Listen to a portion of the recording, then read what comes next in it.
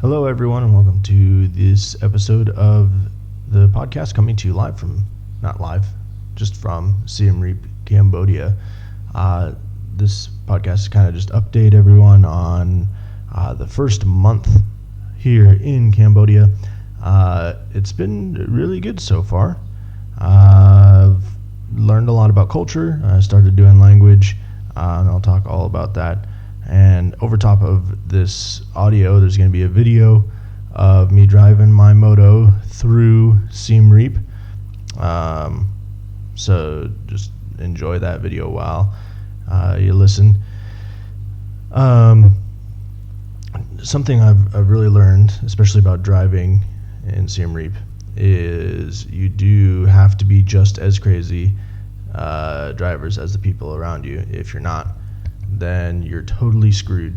And gaps are not as small as you think they are when you're crossing traffic or anything like that.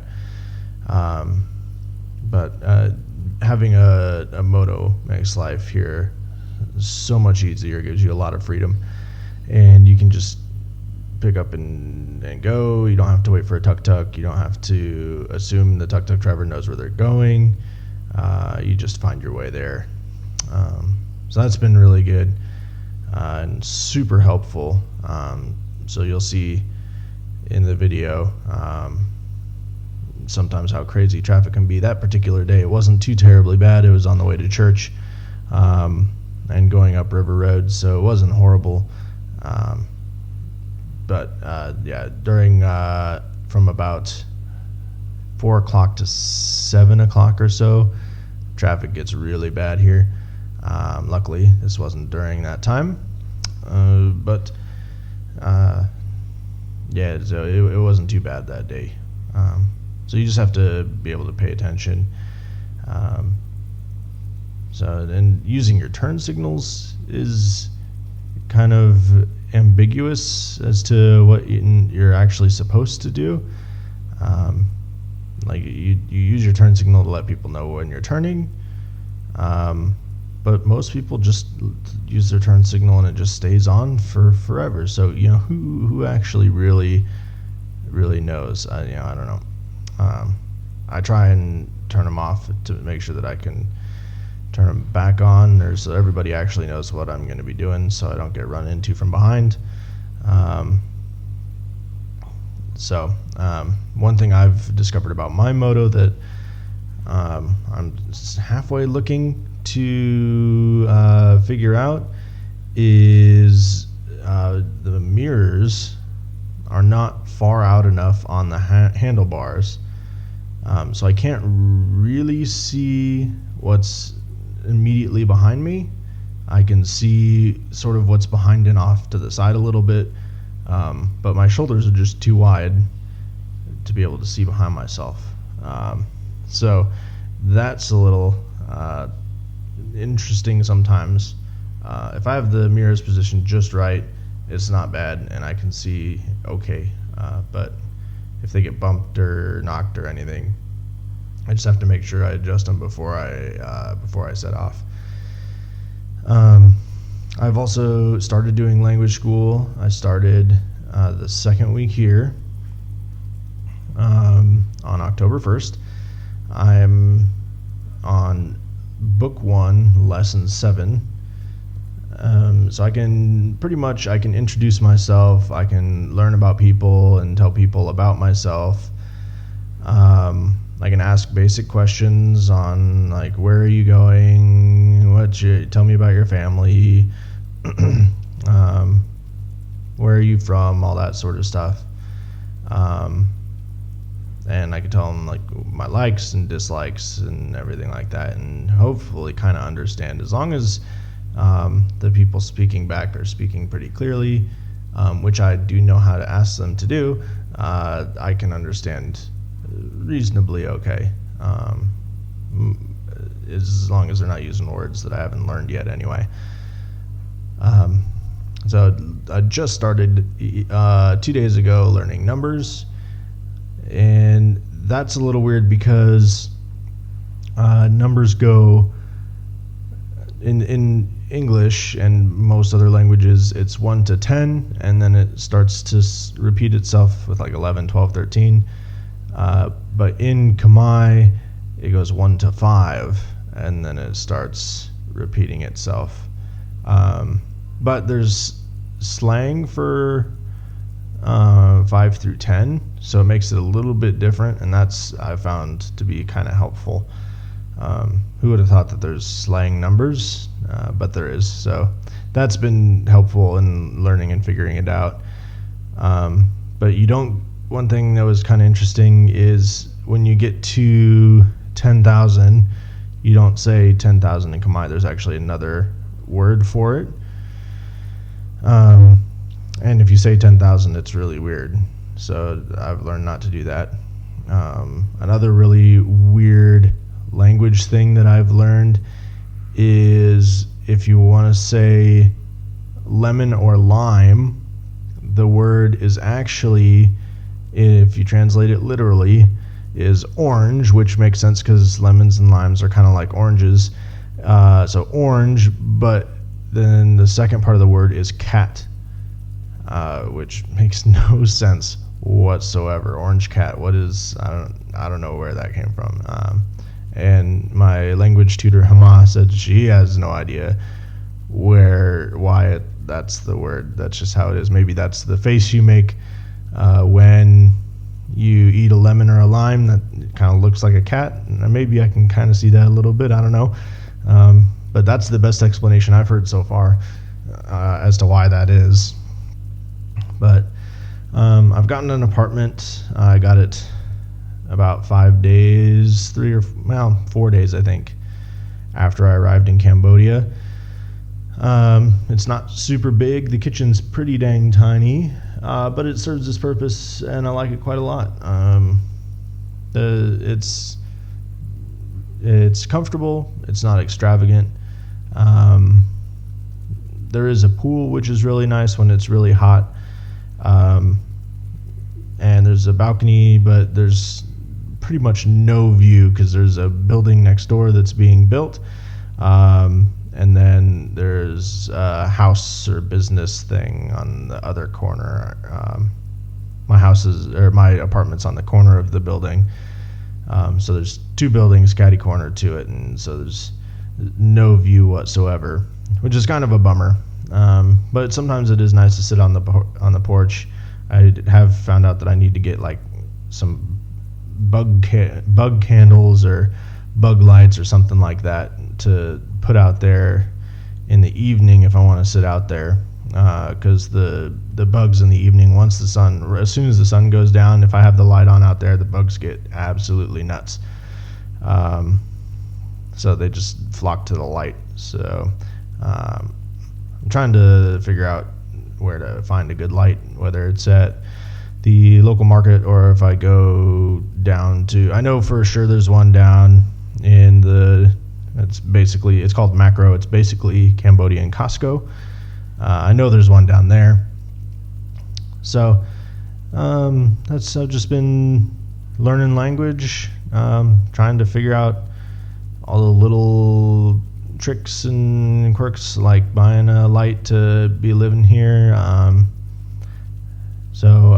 And as far as learning language as well, I've gone down to a coffee shop that's like a 2-minute walk from my apartment, and talked with the baristas there, and I help him with his English, which he actually speaks really well. There's just like the Khmer doesn't have past or present or future tense. It does kind of a little bit, but not really. So most of it's inferred in the context of what you're saying, whether it's past, present, or future. So that's the main thing that I've been working on with him, with his English, and he's just been helping me review and go back over the things that I've learned, with like slang. This is how we Cambodians say it. He's made sure that I speak the correct words that are a different meaning if you say them a little bit different that maybe aren't the best words ever. He's helped me out on that quite a bit. Made sure he's like, no, don't say that. So that's been really helpful. Khmer is not really tonal language per se, in that it doesn't depend on your vocal inflection so much. But there are a few words where if the vowels are short or long, not like in terms of English short and long vowels, but in terms of the actual physical length of the vowels, it changes the meaning of the word. So that's been a little tricky. So I make sure when I take notes that I write that next to it in the phonetic, say it short, or it means such and such. Most of the time, it's not a bad thing. It means, like I want to say, this isn't actually a good example, but if I want to say like fruit and I say something else with a long vowel, then it turns into something totally different that doesn't make any sense. So I found I go to a church called House Church every Sunday. It's a church of Western folk, mostly missionaries, some teachers, and that's been really good. We're still looking for a Khmer church to go to Sunday mornings. The house church is in the afternoon, so we still have Sunday mornings to go to church and hopefully go to a Khmer church. So we're still looking for one, and that I'd like to go to, and that my teammates would like to go to. And we don't necessarily have to go together, but we're still just trying to figure out everything and how that's all going to look. Other than that, everything's going really well.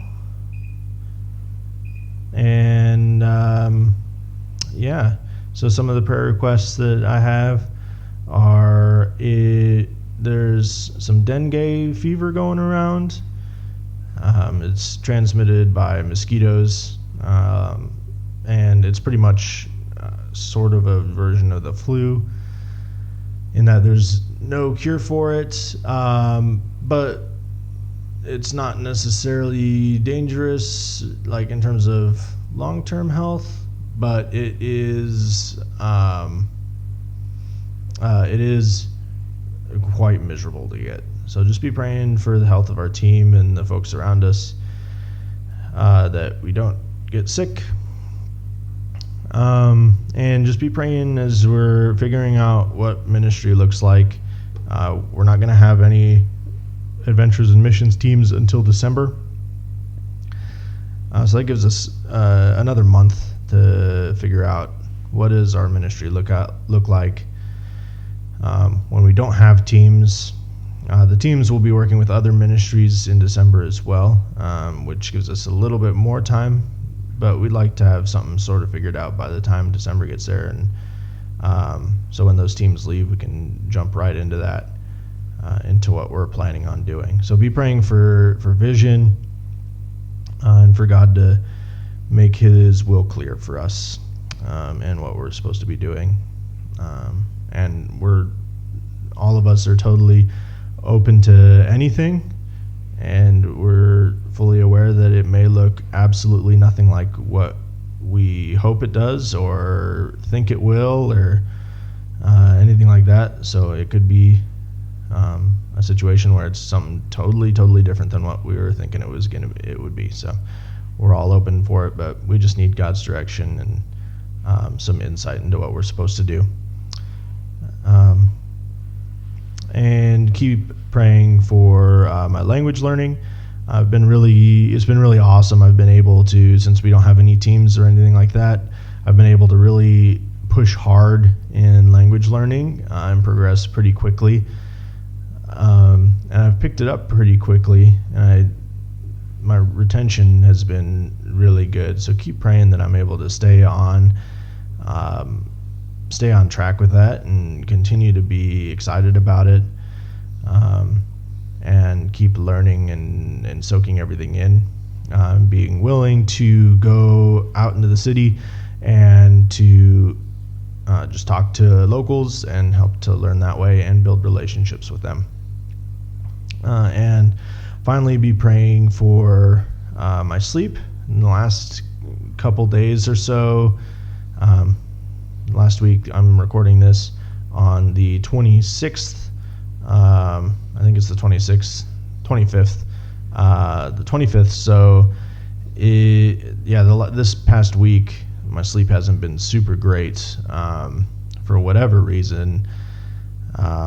Once I get to sleep, I sleep all the way through the night, but I can't get to sleep very easily.